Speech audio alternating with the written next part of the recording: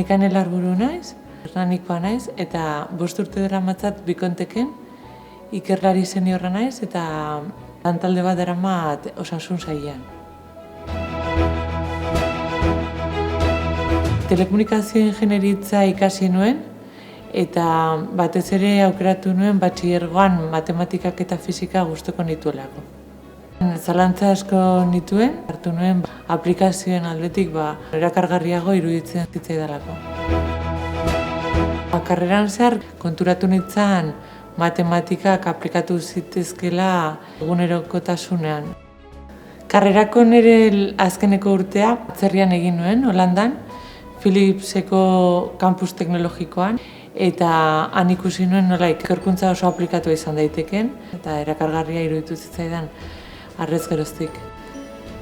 Doktoradutza egin nuen nire karrerako proiektua ondoren, eta ikerkuntza mundua gustatu zitzaidanez proiektu horretan doktoradutzak bilatu nituen, eta Holandako Twenteko unibertsitatean aukera hori eman zidaten, eta horregatik hasi nintzen doktoradutza han bertan egiten.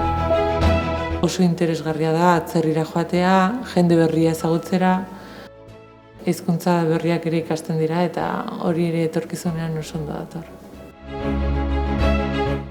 Doktoradutza banekien osasun sailean egin nahi nuela, eta kasu honetan proiektu europear bat genuen, Mobigate izenekoa. Zati bat egiten hasi nintzen datuen kalitatea begiratzen eta horrek nolako eragina duen gaixoen sistemetan. Ikerkuntzak azken finean eragin asko dauka, batzutan ez dugu ikusten eta pentsatzen dugu ikerkuntza bakarrik laborategian edo oso basikoa dela, baina Bikonteken adibidez egiten ditugun gauzak nahiko aplikatuak dira eta batez ere osasun sailean ikusten duguna da gaixoen eragina oso nabarmena dela. Nire taldean adimen artifizialean egiten dugu lan eta saiatzen gara medikuek eta gaixoei laguntza ematen. Askotan kanpoko taldeekin egiten dugu lan, bai Euskal Herriko jendearekin, Espainiako jendearekin eta baita ere atzerriko edo Europako eta Amerikako jendearekin, batez ere europear proiektuetan.